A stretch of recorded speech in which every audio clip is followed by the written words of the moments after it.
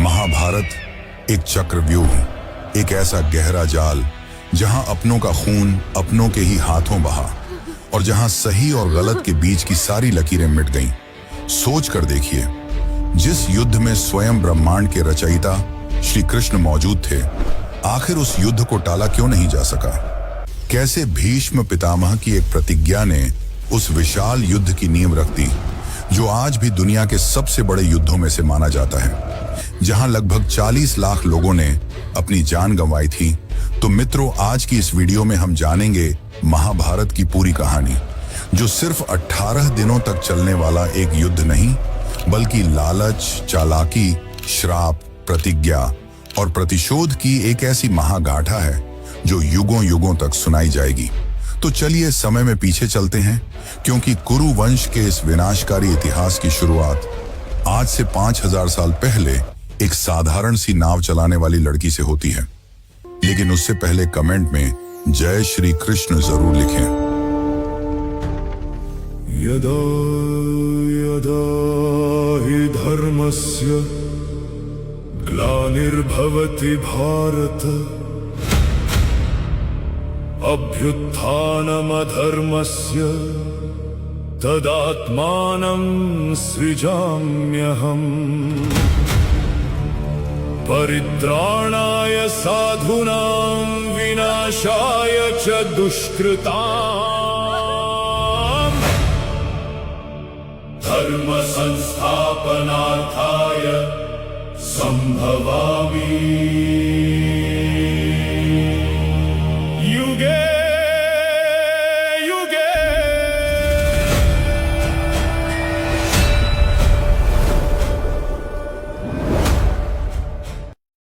इस कहानी की शुरुआत होती है हस्तिनापुर के सम्राट शंतनु से, जो एक दिन गंगा नदी के किनारे एक बेहद खूबसूरत स्त्री को देखकर उस पर मोहित हो जाते हैं। वह स्त्री कोई और नहीं बल्कि स्वयं देवी गंगा थी। जब शंतनु ने उनके सामने विवाह का प्रस्ताव रखा, तो गंगा ने विवाह के लिए एक शर्त रखी। उसने कहा कि मैं तभी विवाह करूंगी जब आप विवाह के बाद मेरे किसी भी कार्य के लिए न ही मुझसे सवाल पूछेंगे और न ही मुझे रोकेंगे। और जिस दिन आपने मुझसे सवाल किया तो मैं जवाब तो दूंगी, पर आपको सदैव के लिए छोड़ के चली जाऊंगी। शंतनु ने शर्त मान ली। लेकिन विवाह के बाद एक बेहद खौफनाक सिलसिला शुरू हुआ। जैसे ही शंतनु और गंगा से पुत्र का जन्म हुआ, गंगा ने उसे जाकर नदी में बहा दिया। यह देख राजा शंतनु चौंक गए, लेकिन वचनबद्ध होने के कारण कुछ पूछ न सके। पर यह सिलसिला यही नहीं रुका, बल्कि गंगा ने एक एक कर अपने 7 पुत्रों को नदी में बहा दिया। धीरे धीरे समय बीता और गंगा ने 8वें पुत्र को जन्म दिया, जिसका नाम रखा गया देवव्रत, जिन्हें आज दुनिया भीष्म पितामह के नाम से जानती है। लेकिन जब गंगा अपने इस 8वें पुत्र को भी बहाने के लिए जा रही थी, तब राजा शंतनु का सब्र टूट गया और एक पिता का मोह जाग गया। और इस पुत्र मोह में आखिरकार शंतनु ने गंगा से प्रश्न पूछ ही लिया कि आखिर वह ऐसा क्यों कर रही है। तब गंगा ने बताया कि वह उन बच्चों को एक पुराने श्राप से मुक्ति दिला रही थी। बस इतना कहकर गंगा वहां से चली गई और अपने साथ देवव्रत को भी ले गई। जिसके बाद देवव्रत को स्वयं भगवान परशुराम ने शस्त्र विद्या सिखाई और महर्षि वशिष्ठ से उन्हें शास्त्रों का ज्ञान मिला। सालों बाद गंगा वापस लौटी और उस 8वें पुत्र को शंतनु को लौटा दिया। शंतनु ने गर्व से अपने सर्वगुण संपन्न पुत्र को हस्तिनापुर का युवराज घोषित कर दिया। पूरी प्रजा खुश थी कि उन्हें एक योग्य और शक्तिशाली भावी राजा मिल गया है। लेकिन हस्तिनापुर का असली दुर्भाग्य तो अभी शुरू होने वाला था। एक दिन राजा शंतनु यमुना नदी के किनारे टहल रहे थे। तभी उन्हें वहां एक बहुत ही सुंदर कन्या दिखाई दी, जो नाव पर बैठ मछली पकड़ रही थी। वह कन्या थी मछुआरे दाशराज की पुत्री सत्यवती। शंतनु सत्यवती के रूप और सुगंध के दीवाने हो गए और उन्होंने सत्यवती के पिता दाशराज से उसका हाथ मांग लिया। लेकिन दाशराज एक बहुत ही महत्वाकांक्षी इंसान था। उसने शंतनु से कहा कि वह सत्यवती का विवाह उससे तभी करेगा जब वह यह वादा करे कि सत्यवती का पुत्र ही अगला राजा बनेगा। एक पिता और एक राजा होने के नाते शंतनु देवव्रत से उसका अधिकार नहीं छीनना चाहते थे। इसलिए वह चुपचाप हस्तिनापुर लौट आए। लेकिन सत्यवती के वियोग में अंदर ही अंदर घुटने लगे और बीमार पड़ गए। जब युवराज देवव्रत को अपने पिता की इस उदासी का असली कारण पता चला तो वह सीधे दाशराज के पास पहुंचे और अपने पिता की खुशी के लिए देवव्रत ने अपना दायां हाथ उठाकर एक भीषण प्रतिज्ञा लेते हुए कहा कि वह हस्तिनापुर के सिंहासन का हमेशा के लिए त्याग करता है। लेकिन फिर दाशराज को डर था कि देवव्रत की आने वाली संतानें शायद इस फैसले को ना माने और सत्यवती के बच्चों से राजपाट छीन लें। इस डर को भी हमेशा के लिए खत्म करने के लिए देवव्रत ने दूसरी प्रतिज्ञा लेते हुए कहा कि वे आजीवन ब्रह्मचारी का पालन करेंगे, यानी कि न ही वे कभी विवाह करेंगे और न ही उनकी कोई संतान होगी। इस असंभव और डरावनी प्रतिज्ञा को सुनकर देवता भी कांप उठे और आसमान से फूलों की बारिश करते हुए उन्होंने देवव्रत को एक नया नाम दिया, भीष्म, यानी वह जिसने एक ऐसी भीषण प्रतिज्ञा ली हो जिसे कोई और सोच भी ना सके। अपने बेटे के इस त्याग को देखकर राजा शंतनु की आंखों में आंसू आ गए और उन्होंने भीष्म को इच्छा मृत्यु का वरदान दिया, यानी कि जब तक भीष्म खुद नहीं चाहेंगे तब तक मौत उन्हें छू भी नहीं सकती। लेकिन यही वह पल था जहां से महाभारत के उस विनाशकारी युद्ध का बीज बोया गया, क्योंकि भीष्म की उस भयानक प्रतिज्ञा के बाद हस्तिनापुर का सिंहासन हमेशा एक मजबूत राजा के लिए तरसता रहा। सत्यवती के दोनों बेटे कम उम्र में ही बिना किसी वारिस के चल बसे। वंश को खत्म होने से बचाने के लिए महर्षि वेदव्यास को बुलाया गया और उनकी कृपा से 3 बच्चों का जन्म हुआ। लेकिन यहीं से कुरुवंश के 2 भाग हो गए। सबसे बड़ी रानी ने महर्षि के तेज से डरकर अपनी आंखें बंद कर लीं, जिससे उनके पुत्र धृतराष्ट्र जन्म से ही अंधे पैदा हुए। दूसरी रानी डर के मारे पीली पड़ गई, जिससे उनका पुत्र पांडु बेहद कमजोर और रोगी पैदा हुआ। लेकिन एक दासी ने बिना डरे पूरे मन से महर्षि की सेवा की, जिससे जन्म हुआ विदुर का, जो सबसे बुद्धिमान और ज्ञानी थे। लेकिन दासी पुत्र होने के कारण विदुर कभी राजा नहीं बन सकते थे। नियम के अनुसार सबसे बड़े पुत्र धृतराष्ट्र को गद्दी मिलनी चाहिए थी, लेकिन एक अंधे व्यक्ति को राज्य की सुरक्षा की जिम्मेदारी नहीं दी जा सकती थी। इसीलिए छोटे भाई पांडु को हस्तिनापुर का सम्राट घोषित कर दिया गया। यह फैसला धृतराष्ट्र के सीने में एक कांटे की तरह चुभ गया और यहीं से उनके मन में अपने ही भाई के खिलाफ ईर्ष्या का बीज पनपने लगा। राजा बनने के बाद एक दिन पांडु जंगल में शिकार पर गए। वहां उन्होंने अनजाने में एक हिरण के जोड़े पर तीर चला दिया, जो असल में महर्षि किंदम और उनकी पत्नी थे। मरते हुए आर्षि ने पांडु को एक खौफनाक श्राप दिया कि जिस दिन भी वह अपनी पत्नी के साथ प्रेम प्रसंग बनाने की कोशिश करेंगे, उसी पल उनकी मृत्यु हो जाएगी। इस श्राप से टूटकर पांडु ने अपना राजपाट त्याग दिया और अपनी दोनों पत्नियों कुंती और माद्री के साथ जंगल में सन्यासियों का जीवन बिताने चले गए। पांडु के जाने के बाद मजबूरन अंधे धृतराष्ट्र को हस्तिनापुर का कार्यवाहक राजा बना दिया गया। सिंहासन तो मिल गया, लेकिन धृतराष्ट्र को अब एक ऐसे वारिस की तलाश थी जो हमेशा के लिए इस गद्दी को उनके नाम कर दे। जंगल में पांडु पिता नहीं बन सकते थे, लेकिन रानी कुंती के पास महर्षि दुर्वासा का दिया हुआ एक गुप्त वरदान था, जिससे वह किसी भी देवता का आह्वान करके उनसे पुत्र प्राप्त कर सकती थी। इस वरदान का उपयोग करके कुंती और माद्री ने देवताओं के अंश से 5 दिव्य पुत्रों को जन्म दिया। युधिष्ठिर, भीम, अर्जुन, नकुल और सहदेव। ये ही 5 भाई आगे चलकर 5 पांडव कहलाए। हस्तिनापुर में जब धृतराष्ट्र की पत्नी गांधारी को पता चला कि कुंती ने पुत्रों को जन्म दे दिया है, तो ईर्ष्या और हताशा में उन्होंने अपने ही गर्भ पर प्रहार कर दिया। उनके गर्भ से मांस का एक लोथड़ा निकला, जिसे महर्षि वेदव्यास ने 100 अलग अलग घड़ों में रखवा दिया। इन्हीं घड़ों से धृतराष्ट्र के 100 पुत्रों का जन्म हुआ, जो कौरव कहलाए। इनमें सबसे बड़ा था दुर्योधन, जिसके जन्मते ही पूरे हस्तिनापुर में सियार रोने लगे और अपशकुन होने लगे, जो इस बात का इशारा था कि यह बच्चा कुरुवंश के विनाश का कारण बनेगा। लेकिन इस पूरी कहानी में एक ऐसा रहस्य भी था जो सबसे छुपा हुआ था।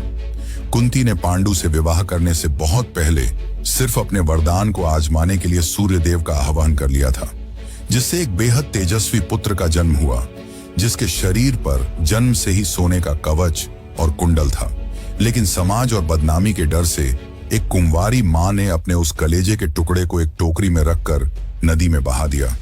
वह बच्चा एक रथ चलाने वाले सारथी को मिला और वही बच्चा आगे चलकर बना सूर्यपुत्र कर्ण।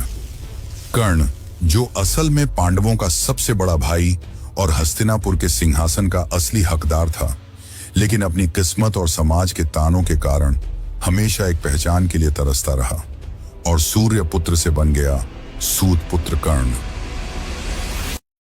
जंगल में राजा पांडु की अचानक मृत्यु के बाद कुंती अपने 5 अनाथ बच्चों को लेकर हस्तिनापुर लौट आईं। यहीं से कौरवों और पांडवों के बीच बचपन की वह दुश्मनी शुरू हुई, जो आगे चलकर एक भयंकर ज्वालामुखी बनने वाली थी।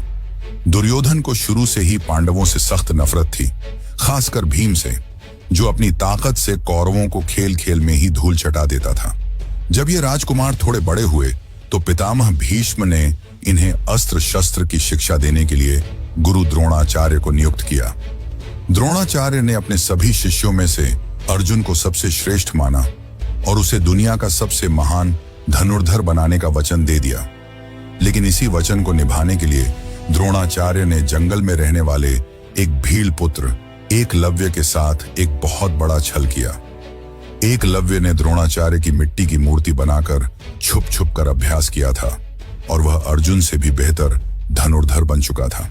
जब द्रोण को यह पता चला तो उन्होंने गुरु दक्षिणा के रूप में एकलव्य से उसके दाएं हाथ का अंगूठा ही मांग लिया, ताकि अर्जुन को टक्कर देने वाला दुनिया में कोई न बचे।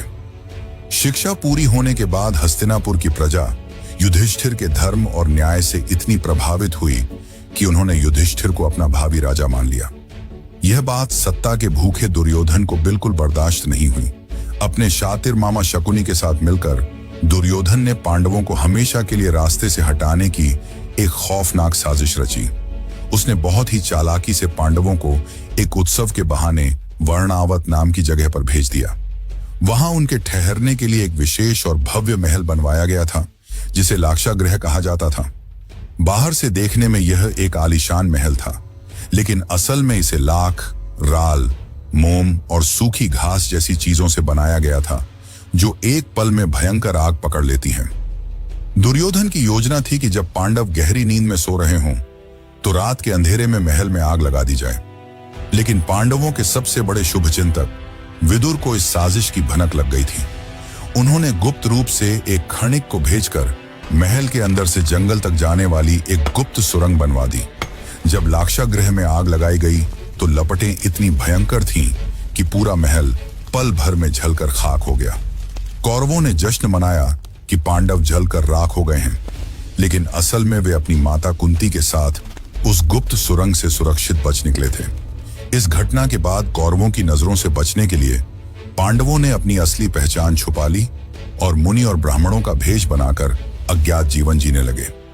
इसी दौरान उन्हें पांचाल नरेश राजा द्रुपद की बेटी अद्वितीय सुंदरी राजकुमारी द्रौपदी के स्वयंवर की खबर मिली, जिसके बाद 5 भाई भी ब्राह्मण वेश में उस स्वयंवर में पहुंचे। वहां द्रुपद ने एक नामुमकिन शर्त रखी थी, नीचे पानी में प्रतिबिंब देखकर ऊपर तेजी से घूमती हुई मछली की आंख पर तीर मारना था। दुर्योधन से लेकर वहां मौजूद बड़े बड़े महारथी और राजा इस चुनौती को पूरा नहीं कर पाए। तब ब्राह्मणों की भीड़ में से अर्जुन निकले। उसने शांति से धनुष उठाया, उस पर प्रत्यंचा चढ़ाई और नीचे पानी में देखकर एक ही बाण में मछली की आंख भेद दी। एक ब्राह्मण के हाथों अपनी हार देखकर वहां बैठे सभी राजाओं का अहंकार चकनाचूर हो गया। लेकिन उस दिन किसी को भी इस बात का रत्ती भर भी अंदाजा नहीं था कि पांचाल की यही राजकुमारी द्रौपदी आगे चलकर वो आग बनेगी जो पूरे कुरुवंश और हस्तिनापुर को जलाकर राख कर देगी। द्रौपदी से विवाह के बाद जब यह खबर हस्तिनापुर पहुंची कि पांडव केवल जीवित ही नहीं हैं, बल्कि अब पांचाल नरेश द्रुपद की शक्तिशाली सेना भी उनके साथ है, तो कौरवों के होश उड़ गए। गृह युद्ध को टालने के लिए पितामह भीष्म और विदुर के दबाव में धृतराष्ट्र को पांडवों को सम्मान के साथ हस्तिनापुर वापस बुलाना पड़ा। लेकिन सत्ता के टकराव को रोकने के लिए हस्तिनापुर के साम्राज्य का बंटवारा कर दिया गया। धृतराष्ट्र और दुर्योधन ने चालाकी से हस्तिनापुर का समृद्ध और सुरक्षित हिस्सा अपने पास रखा और पांडवों के हिस्से में खांडवप्रस्थ नाम का एक भयानक और बंजर जंगल दे दिया, जहां इंसान तो क्या जानवर भी नहीं बसते थे। लेकिन कौरवों को यह नहीं पता था कि पांडवों के सबसे बड़े मार्गदर्शक स्वयं भगवान श्री कृष्ण हैं। श्री कृष्ण की नीति और अर्जुन के पराक्रम से उस बंजर जंगल को साफ किया गया और मयासुर नाम के एक महान दानव शिल्पी ने वहां एक ऐसा जादुई और भव्य नगर बसाया जिसकी सुंदरता के आगे स्वर्ग भी फीका लगने लगा। इस नए और चमचमाते नगर का नाम रखा गया इंद्रप्रस्थ। जब युधिष्ठिर ने वहां राजसूय यज्ञ किया और एक स्वतंत्र सम्राट की उपाधि धारण की तो पूरे आर्यावर्त के राजा उनके सामने नतमस्तक होने वहां पहुंचे। इंद्रप्रस्थ की अकल्पनीय भव्यता और पांडवों की सफलता को देखकर दुर्योधन ईर्ष्या की आग में जलने लगा। इंद्रप्रस्थ के उस मय महल में मयासुर ने ऐसा अद्भुत मायाजाल बिछाया था कि जहां ठोस फर्श होता वहां पानी लहराता हुआ दिखाई देता और जहां गहरा पानी होता वहां चमकदार फर्श होने का भ्रम होता। महल का मुआयना करते हुए दुर्योधन इसी मायाजाल का शिकार हो गया। उसने एक पानी से भरे हुए कुंड को ठोस जमीन समझ लिया और बेखौफ होकर उसमें कदम रख दिया, जिसके परिणाम स्वरूप वह धड़ाम से पानी में गिर पड़ा। महल के ऊपर खड़ी द्रौपदी से दुर्योधन की यह दुर्गति देखकर रहा नहीं गया और वह जोर से हंस पड़ी। उसी हंसी के बीच द्रौपदी के मुंह से वह ऐतिहासिक और कड़वा ताना निकल गया, अंधे का पुत्र अंधा। दुर्योधन के लिए यह सिर्फ एक साधारण ताना नहीं था, बल्कि यह एक क्षत्रिय के अहंकार पर किया गया सबसे घातक प्रहार था। वह पानी से भीगे हुए कपड़ों में अपमान के कड़वे घूंट पीकर वहां से तुरंत हस्तिनापुर लौट आया, लेकिन उसके सीने में प्रतिशोध का एक भयंकर ज्वालामुखी फट चुका था। हस्तिनापुर पहुंचकर दुर्योधन ने अपने शातिर और कुटिल मामा शकुनी के सामने अपनी भड़ास निकाली और किसी भी कीमत पर पांडवों को बर्बाद करने की कसम खाई। शकुनी बहुत अच्छी तरह जानता था कि युद्ध के मैदान में सीधे लड़कर ताकतवर पांडवों को हराना अब लगभग नामुमकिन है। इसलिए उस धूर्त शकुनी ने षड्यंत्र रचते हुए दुर्योधन को समझाया कि धर्मराज युधिष्ठिर को चौसर खेलने का बहुत शौक है, लेकिन उसे इस खेल की चालबाजियां नहीं आती। शकुनी के पास अपने मरे हुए पिता की हड्डियों से बने ऐसे जादुई पांसे थे जो सिर्फ उसकी उंगलियों का इशारा समझते थे।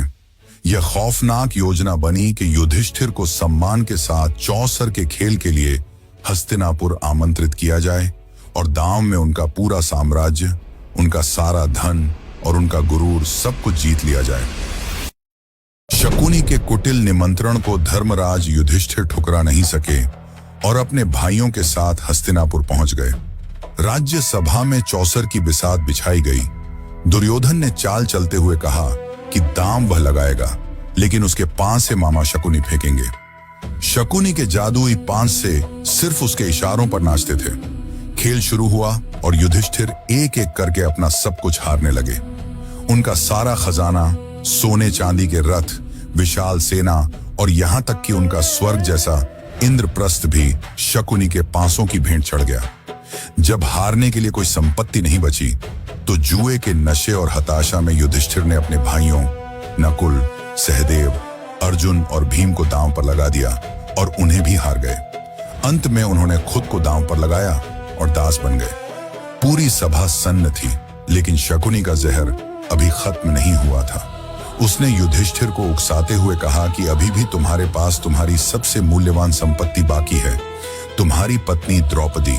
युधिष्ठिर ने द्रौपदी को भी दांव पर लगा दिया और उसे भी हार गए। जीत के नशे में चूर दुर्योधन ने सारी मर्यादाएं तोड़ते हुए अपने छोटे भाई दुशासन को आदेश दिया कि जाओ, उस दासी द्रौपदी को बालों से घसीटते हुए इस सभा में लेकर आओ। दुशासन ने द्रौपदी के कक्ष में जाकर उनके बाल पकड़ लिए और घसीटते हुए भरी सभा में लाकर खड़ा कर दिया, जहां आर्यावर्त के सबसे बड़े शूरवीर और धर्मज्ञ बैठे थे।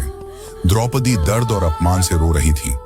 उन्होंने सभा में मौजूद हर एक व्यक्ति से न्याय की गुहार लगाई। उन्होंने पितामह भीष्म, गुरु द्रोणाचार्य, कृपाचार्य और अंधे धृतराष्ट्र से सवाल किया कि जो युधिष्ठिर पहले ही खुद को हार चुका है, वह मुझे दांव पर कैसे लगा सकता है। लेकिन उस दिन हस्तिनापुर के राज दरबार में धर्म अंधा, बहरा और गूंगा हो चुका था। अपने वचनों और राज्य के नियमों में बंधे पितामह भीष्म की आंखें झुक गईं। गुरु द्रोण चुप रहे और धृतराष्ट्र अपने पुत्र मोह में इस भयानक पाप को महसूस करके भी खामोश रहे। तभी दुर्योधन ने अपनी क्रूरता की सारी हदें पार करते हुए अपनी जांघ थपथपाई और द्रौपदी को अपनी जांघ पर बैठने को कहा। द्रौपदी के मना करने पर दुर्योधन ने दुशासन को आदेश देते हुए कहा कि इस दुष्ट दासी के सारे वस्त्र चीर डालो। पांचों पांडव सिर झुकाए अपने वचनों के जाल में बंधे लाचार खड़े थे। दुशासन ने द्रौपदी की साड़ी का पल्लू पकड़ लिया और उसे खींचने लगा। जब द्रौपदी को एहसास हुआ कि इस धरती पर कोई भी शूरवीर या उनका अपना पति उनकी रक्षा नहीं कर सकता, तो उन्होंने अपने दोनों हाथ ऊपर उठा लिए और आंखें बंद करके अपने सखा भगवान श्री कृष्ण को पुकारा, हे गोविंद, हे माधव, मेरी रक्षा करो। और फिर द्वारका में बैठे भगवान कृष्ण ने अपनी भक्त की पुकार सुन ली। दुशासन द्रौपदी की साड़ी खींचता जा रहा था, लेकिन साड़ी खत्म होने का नाम ही नहीं ले रही थी। वस्त्र बढ़ता गया और दरबार में साड़ियों का एक विशाल पहाड़ लग गया। खींचते खींचते दुशासन के हाथों से खून रिसने लगा। वह पसीने से लथपथ होकर थक कर जमीन पर गिर पड़ा, लेकिन वह एक स्त्री की लाज नहीं लूट सका।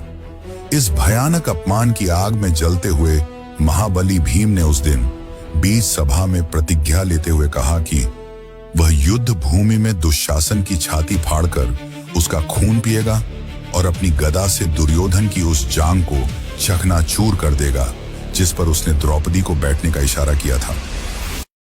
द्रौपदी के अपमान और भीम की भयानक प्रतिज्ञाओं से घबराकर अंधे राजा धृतराष्ट्र ने उसी समय पांडवों को उनका सब कुछ लौटा दिया। लेकिन शकुनी की चालें अभी खत्म नहीं हुई थीं। उसने एक बार फिर युधिष्ठिर को चौसर खेलने के लिए मजबूर किया और कहा कि अगर इस बार पांडव हारे तो उन्हें 12 साल का वनवास और 1 साल का अज्ञातवास काटना होगा। अज्ञातवास का मतलब था कि उस 1 साल में अगर कौरवों ने उन्हें पहचान लिया तो यह 13 साल का चक्र फिर से शुरू हो जाएगा। युधिष्ठिर फिर से हार गए और राजमहलों में रहने वाले पांडव और महारानी द्रौपदी राजसी वस्त्र त्याग कर जंगलों की ओर चल पड़े। 12 सालों के इस कठिन वनवास में पांडवों ने सिर्फ कष्ट ही नहीं सहे, बल्कि तपस्या की, देवताओं से दिव्य अस्त्र शस्त्र हासिल किए और खुद को भविष्य के एक महायुद्ध के लिए तैयार किया। 12 साल बीतने के बाद शुरू हुआ सबसे चुनौतीपूर्ण 13वां साल, अज्ञातवास। कौरवों के गुप्तचर पूरे आर्यावर्त में उन्हें गिद्धों की तरह ढूंढ रहे थे। पांडवों ने अपनी पहचान छुपाई और विराट नगर में शरण ली। धर्मराज युधिष्ठिर राजा के सलाहकार बन गए, महाबली भीम महल के रसोइया बन गए, सर्वश्रेष्ठ धनुर्धर अर्जुन एक श्राप के कारण बृहन्नला नाम के किन्नर बन गए और राजकुमारियों को नृत्य सिखाने लगे। नकुल सहदेव अस्तबल और गौशाला में काम करने लगे और आर्यावर्त की सबसे सुंदर महारानी द्रौपदी रानी सुदेशना की दासी बन गई। दुर्योधन ने अज्ञातवास तोड़ने के लिए विराट नगर पर हमला भी किया, लेकिन अर्जुन ने अकेले ही कौरव सेना को खदेड़ दिया और इस तरह पांडवों ने अपना अज्ञातवास सफलतापूर्वक पूरा कर लिया। शर्तें पूरी होने के बाद पांडवों ने हस्तिनापुर संदेश भेजा कि अब उनका इंद्रप्रस्थ उन्हें सम्मान पूर्वक लौटा दिया जाए। लेकिन सत्ता के नशे में पूरी तरह अंधा हो चुका दुर्योधन अपने वादे से मुकर गया। धर्मराज युधिष्ठिर किसी भी कीमत पर अपनों का खून नहीं बहाना चाहते थे, इसलिए उन्होंने शांति की खातिर प्रस्ताव रखा कि अगर कौरव उन्हें उनका पूरा राज्य नहीं देना चाहते तो केवल 5 गांव दे दें, वे उसी में गुजारा कर लेंगे। लेकिन दुर्योधन ने गरजते हुए कहा कि 5 गांव तो क्या, मैं बिना युद्ध के सुई की नोक के बराबर जमीन भी पांडवों को नहीं दूंगा। दुर्योधन के इस एक वाक्य से यह तय हो गया था कि युद्ध अब होकर रहेगा। फिर भी इस महाविनाश को टालने के लिए स्वयं भगवान श्री कृष्ण शांति दूत बनकर हस्तिनापुर पहुंचे। उन्होंने धृतराष्ट्र और दुर्योधन को धर्म, नीति और युद्ध के भयानक परिणामों का पाठ पढ़ाया।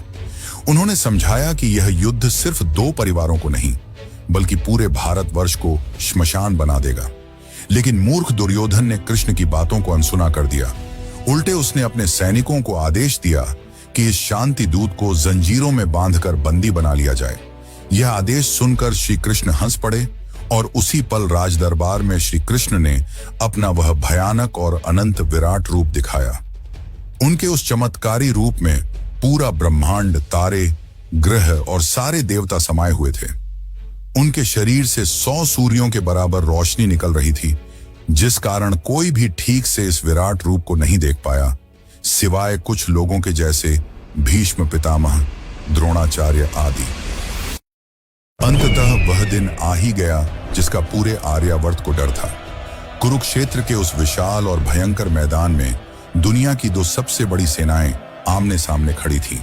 एक तरफ कौरवों की 11 अक्षौहिणी सेना थी, जिसका नेतृत्व स्वयं अजेय पितामह भीष्म कर रहे थे, और दूसरी तरफ पांडवों की 7 अक्षौहिणी सेना थी। चारों तरफ हाथी घोड़ों की चिंगाड़, रथों के पहियों की गड़गड़ाहट और हवा में लहराते हजारों झंडों ने उस रणभूमि को एक डरावने सपने जैसा बना दिया था। जब दोनों तरफ से शंखनाद हुआ तो उसकी गूंज से धरती और आसमान दोनों कांप उठे।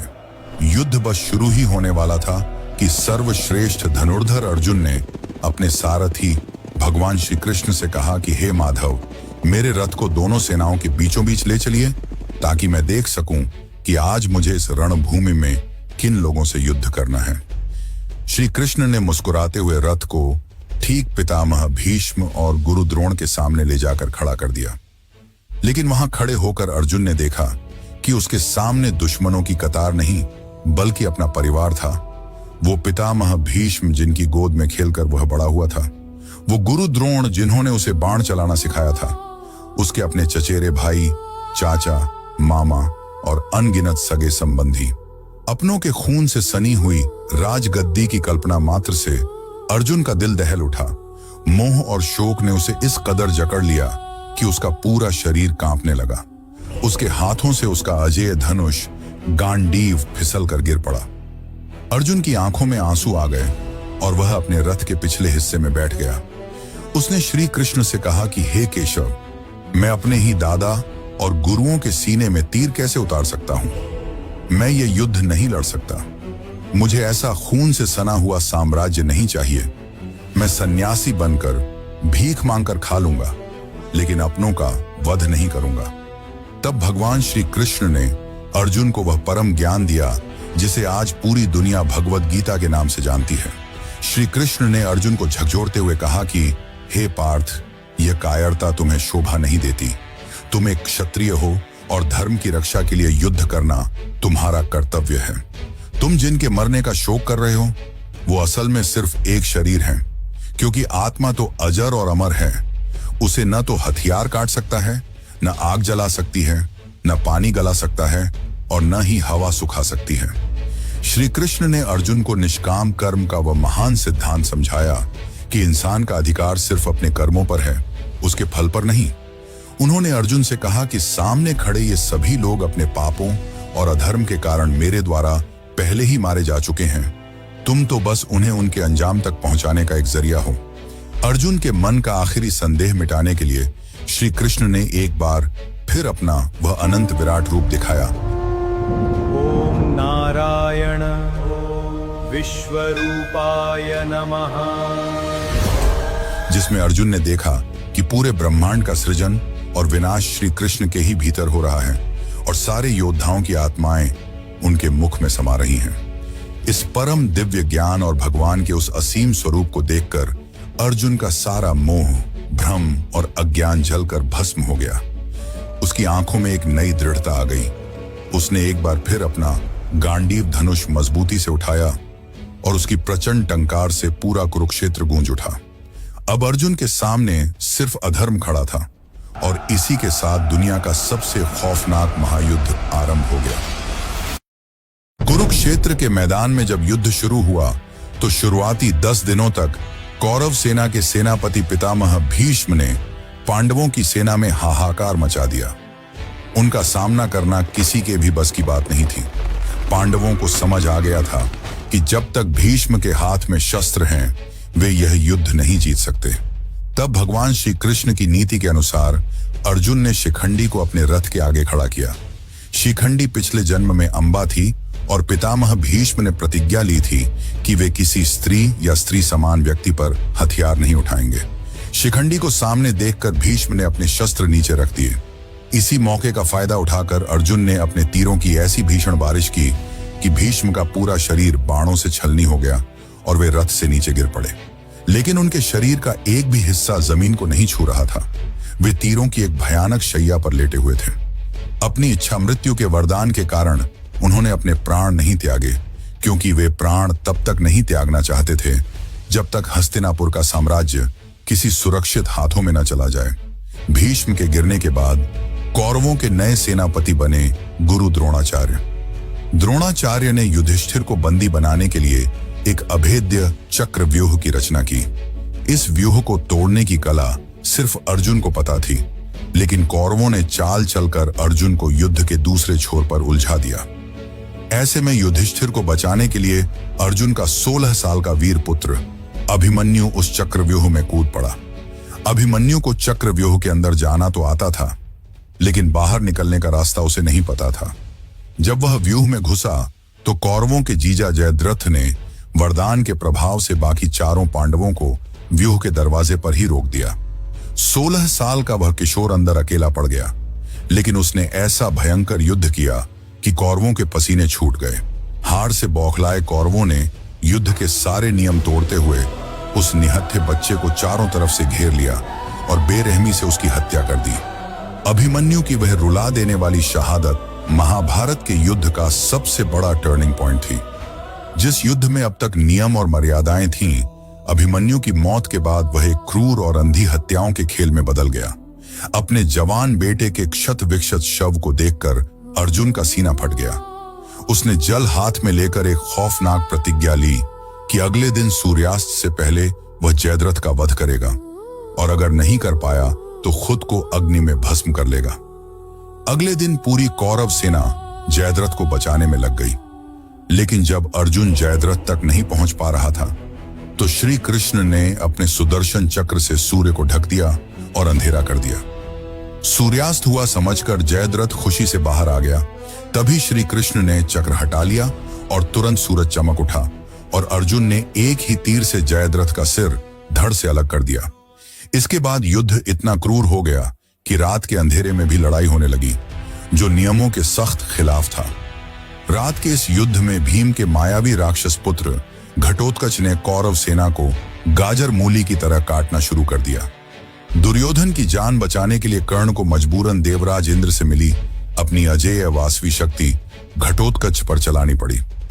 घटोत्कच वीर गति को प्राप्त हुआ, लेकिन उसने मरते मरते भी पांडवों का सबसे बड़ा काम कर दिया।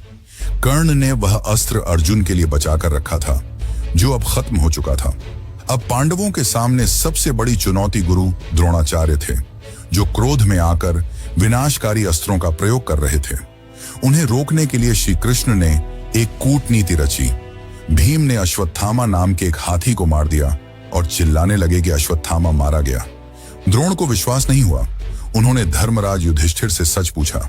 युधिष्ठिर ने कहा, अश्वत्थामा मारा गया, लेकिन इंसान था या हाथी मुझे नहीं पता। लेकिन जैसे ही युधिष्ठिर ने हाथी बोला, श्री कृष्ण ने जोर से शंख बजा दिया और द्रोण वह आखिरी शब्द नहीं सुन पाए।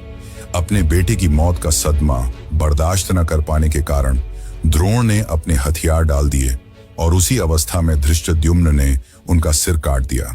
इसके बाद आया वह महामुकाबला जिसका सबको इंतजार था, अर्जुन और कर्ण का आमना सामना। दोनों के बीच एक ऐसा भयानक युद्ध हुआ जिसे देखकर देवता भी कांप गए। लेकिन तभी कर्ण के रथ का पहिया गीली मिट्टी में धंस गया। जब कर्ण निहत्था होकर रथ का पहिया निकाल रहा था तो उसने अर्जुन से युद्ध के नियमों की दुहाई दी। तब श्री कृष्ण ने कड़कती हुई आवाज में अर्जुन को याद दिलाया कि जब निहत्थे अभिमन्यु को मारा गया था, या जब भरी सभा में द्रौपदी को निर्वस्त्र किया जा रहा था, तब कर्ण का धर्म कहां था। श्री कृष्ण के आदेश पर अर्जुन ने अपना बाण छोड़ा और इस तरह महान सूर्यपुत्र कर्ण का भी दुखद अंत हो गया। कौरवों के अहंकार के सबसे बड़े स्तंभ अब मिट्टी में मिल चुके थे।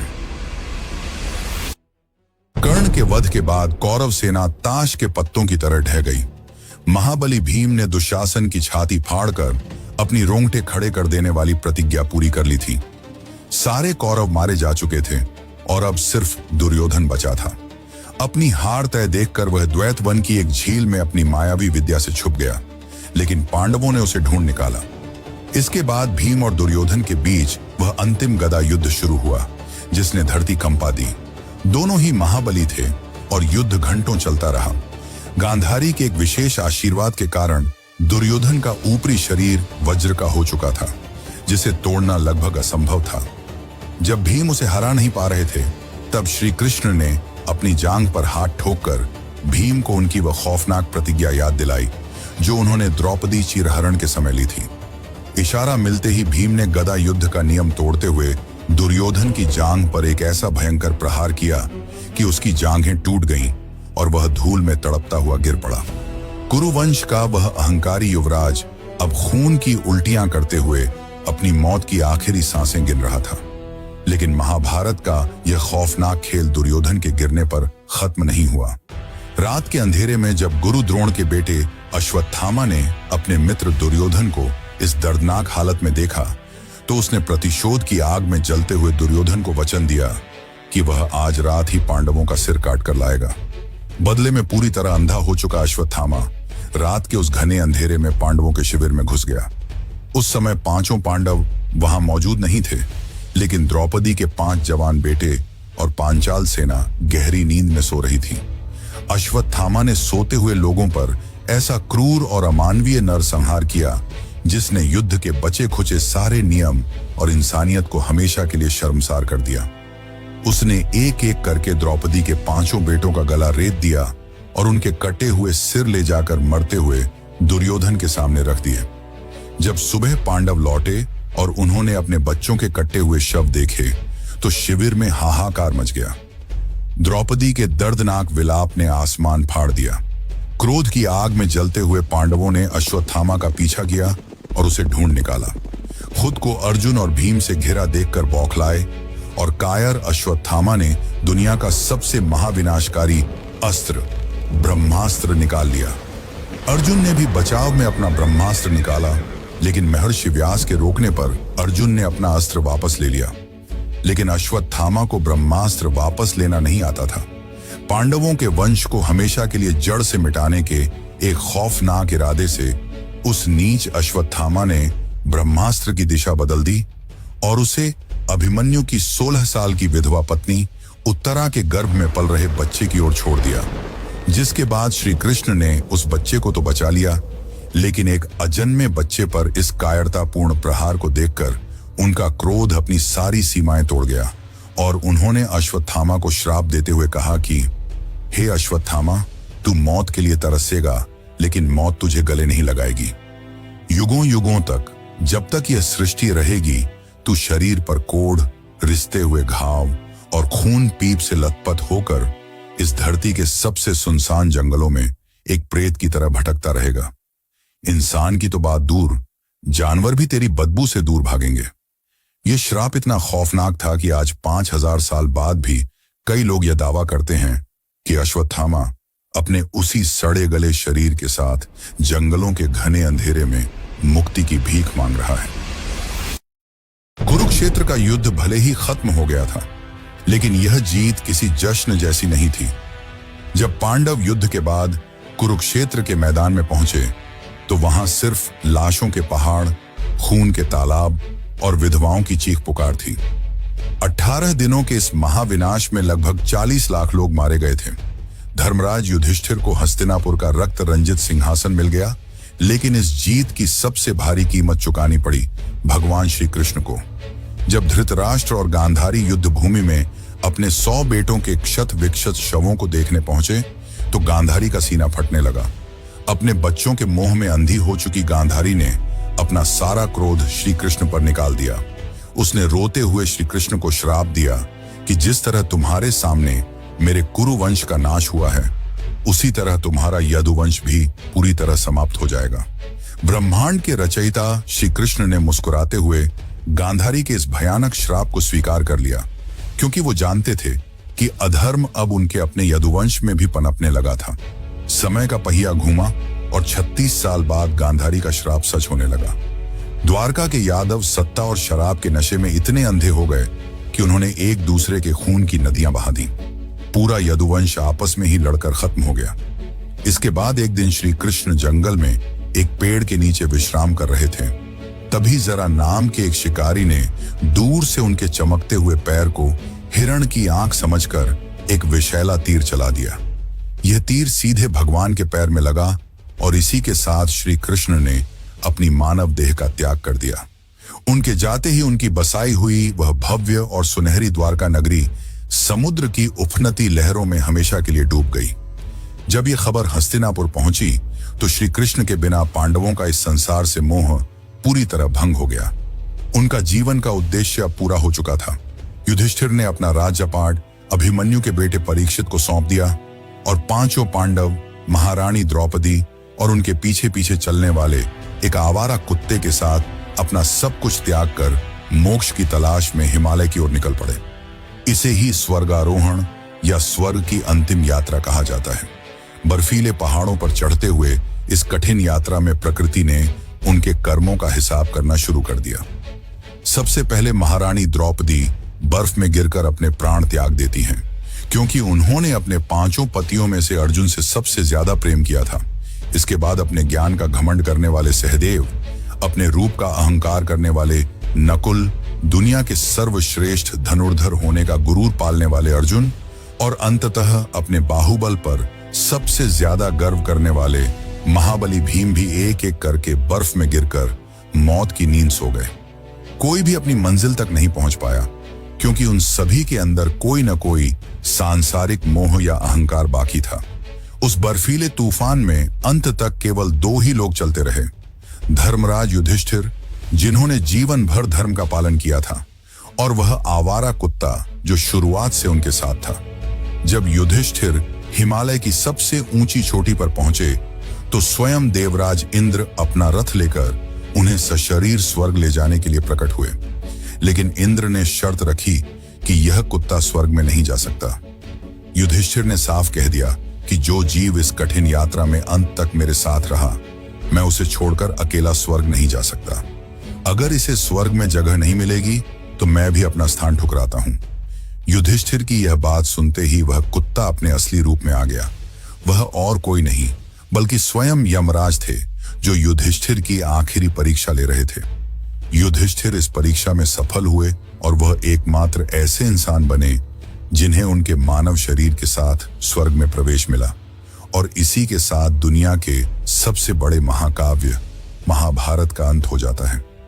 एक ऐसी कहानी जो हमें चीख चीख कर यह सिखाती है कि इंसान का अहंकार और लालच कैसे बड़े से बड़े साम्राज्यों को राख बना देता है, और अंत में केवल एक ही चीज अमर रहती है, और वह है आपका कर्म।